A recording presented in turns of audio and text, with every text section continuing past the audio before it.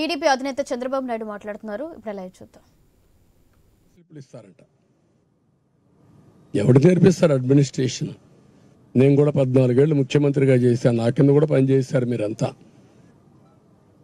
ఆ రోజు ఎట్లా చేశారు మీరు? పరిగెత్తిచ్చాం మిమ్మల్ని. సమర్థవంతంగా పనిచేశారు. ఇప్పుడు మొండికేశారు మీరు. ప్రజలకు సేవ చేయడానికి కాకుండా మీరు ఏదైతే ఒక లాయల్టీస్ ప్రజలకు ఉండాల్సిన మీరు, ప్రజలు డబ్బులు తినే మీరు, ప్రజల కోసం పనిచేస్తామని ప్రమాణం చేసి ఐఏఎస్ పాస్ అయిన మీరు ఒక వ్యక్తి ప్రయోజనాల కోసం, ఒక పార్టీ ప్రయోజనాల కోసం పనిచేయడం తప్పు. దీన్ని నేను చాలా తీవ్రంగా ఖండిస్తున్నా, గర్హిస్తున్నా. అందుకే మేము చాలాసార్లు చెప్పాం, ఈ అధికారుల వల్ల నష్టం వస్తుంది. అలాంటి టెయింటెడ్ ఆఫీసర్స్ అంతా ప్రజాస్వామ్యానికే ప్రమాదం. అలాంటి వాళ్ళు ఎన్నికల డ్యూటీలు కూడా ఉండడానికి అర్హులు కాదు. రేపు పెన్షన్లు డిస్ట్రిబ్యూట్ చేయలేని మీ అసమర్థత ఎన్నికలు నిర్వహిస్తారంటే మీరు? నేను అడుగుతున్న స్ట్రైట్ క్వశ్చన్. ఇక్కడేం గొడవలు లేవు, ఇంటింటికి పోయి ఇచ్చే పని. రేపు 3-4 రాజకీయ పార్టీలు ఉంటారు, రౌడీలు ఉంటారు, స్థైర్య విహారం చేస్తారు, బూత్ క్యాప్చరింగ్ చేస్తారు. ఓటర్లకు ఏం రక్షణ ఇస్తారు? ఏ విధంగా ప్రొటెక్షన్ ఇస్తారు మీరు? You answer this. అందుకే ఇలాంటి యంత్రాంగం వల్ల ప్రమాదం. ఎన్నికల కమిషన్ కూడా అప్రమత్తంగా ఉండాలి. ప్రజాస్వామ్యయుతంగా ఎన్నికలు జరగాలి. ఎన్నికలు డిక్లేర్ చేసిన తర్వాత అన్ని రాజకీయ పార్టీలు ఒకటే ప్లాట్ఫామ్, యూనిఫామ్గా అందరికి సమాన అవకాశాలు ఉండాలి. ముఖ్యమంత్రి కాబట్టి ప్రభుత్వ యంత్రాంగం మొత్తం వాడుకోవచ్చు, బస్సులు వాడుకోవచ్చు, లేకుంటే గ్రౌండ్స్ వాడుకోవచ్చు, లేకుంటే ఇంకోటి వాడుకోవచ్చు. నో, లేకుంటే ఇంకా బెదిరించి అందరినీ మనుషులు తీసుకురావచ్చు. ఇవన్నీ జరగడానికి వీలు లేదు. ఆ విషయం ప్రభుత్వ యంత్రాంగం గుర్తుపెట్టుకోవాలి, ఎన్నికల కమిషన్ గుర్తుపెట్టుకోవాలి. అందుకే దీన్ని స్పెసిఫిక్గా మళ్ళీ చెప్తున్నా, ఎవరికైనా సరే ఏమైనా జరిగితే, ఎవరైనా కానీ చనిపోతే అది మీరు చేసిన హత్య కింద వస్తుంది. ఆ విషయం మీరు గుర్తుపెట్టుకోండి. ఏ ఒక్క వ్యక్తి కూడా చనిపోకుండా, ఏ ఒక్క వ్యక్తికి కూడా ఇబ్బంది లేకుండా మీరు పెన్షన్ డిస్ట్రిబ్యూట్ చేయాల్సిన బాధ్యత మీది. తమాషాలు ఆడద్దండి ప్రజా జీవితం అంటే. మీకు చేత కాకపోతే మీరు తప్పుకోండి, చేత అయిన వాళ్ళు చేస్తారు ఆ పని. అంతేగాని ఇలాంటి తప్పుడు రాజకీయాలు చేసి, లాలుచే రాజకీయాలు చేసి ఏదో డ్రామాలు ఆడద్దండి. నేను లాస్ట్ టైం అందరికీ ఫోన్లు చేశాను. నిన్న పోయి సిఎస్ ఆఫీస్ ముందర ధర్నా చేసే పరిస్థితికి వచ్చారు అపోజిషన్ పార్టీస్. ఏంటి దౌర్భాగ్యం?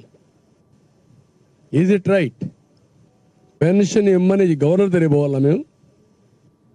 అన్ని రాజకీయ పార్టీలు ఇన్నిసార్లు మాట్లాడాలనా? Is it not the right of the pensioner? వాడు హక్కు కాదా ఇది? బుద్ధి జ్ఞానం, ఇంగిత జ్ఞానం అంటే ఎన్ని జరుగుతాయా? ఇన్నిసార్లు చెప్పించుకోవాలా మీరు మా దగ్గర?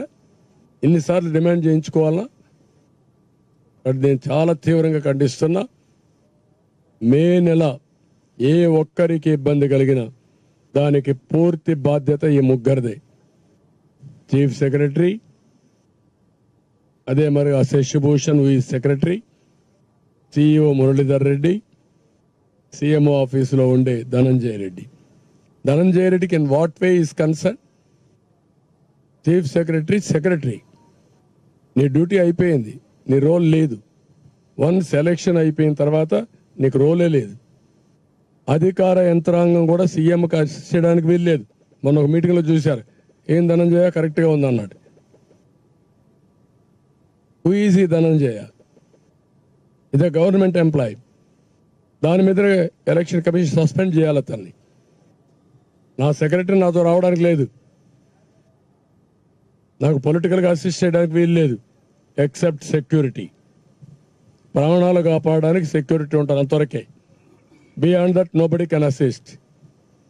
నీ సజ్జలను పెట్టుకోను. బట్ ఇవన్నీ గుర్తుపెట్టుకోకుండా పద్ధతి లేని రాజకీయాలు చేయడం, ఇష్టానుసారంగా బిహేవ్ చేయడం, ఇది చాలా దారుణం. దీన్ని చాలా తీవ్రంగా ఖండిస్తున్నా. నేను 9 ఎలక్షన్లు చూసా. 9 ఎలక్షన్లు రాష్ట్ర స్థాయిలో కండక్ట్ చేశాం. ఒక్కసారి ఎలక్షన్స్ అనౌన్స్ చేసిన తర్వాత Chief Minister cannot talk to collectors. Chief Secretary cannot meet him. No secretary should meet him.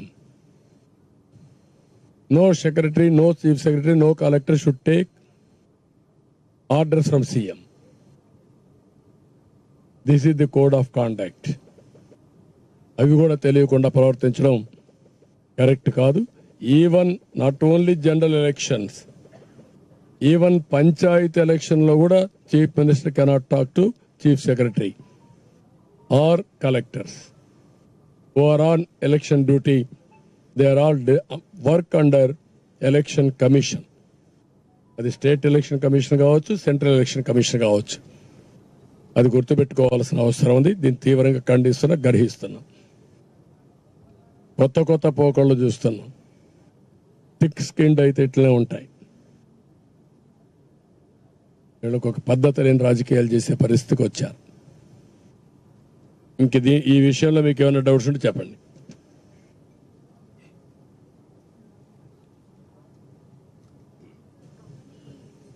గతంలో టీడీపీ సూపర్ 6 అనేటటువంటి పథకాలను తీసుకొచ్చింది. ఇటీవల వైసీపీ కూడా మేనిఫెస్టోని రిలీజ్ చేయడం జరిగింది. అయితే గతంలో మీరు పెట్టినటువంటి సూపర్ 6ని మా మేనిఫెస్టోనే కాపీ చేసిందని వైసీపీ ఆరోపిస్తుంది. నేను మాట్లాడలేదు. ఇప్పుడు ముందు ఇది అయిపోయి పెన్షన్లు అయిపోయి నువ్వు డైవర్ట్ చేస్తున్నావు.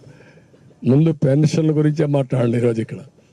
లేకపోతే ఎన్ని నేను మీటింగ్లో చెప్తున్నా, ప్రజలు కూడా నీకు నాకంటే తెలివైన, నువ్వు కూడా తెలివైనడివే. ఒకసారి చెక్ చేసుకో. మా సూపర్ 6 ఏంటి, ఆయనది ఏంటో, ఆయన ఎలక్షన్ మేనిఫెస్టో ఏంటో, మా ఎలక్షన్ మేనిఫెస్టో ఏంటో. అయిపోయింది ఆయన పని. ముందే రాజీనామా చేసి పారిపోతున్నాడు. నిన్న చేసింది రాజీనామానే. దాని గురించి నేను తర్వాత మాట్లాడతాం, పబ్లిక్ మీటింగ్లో మాట్లాడతాం.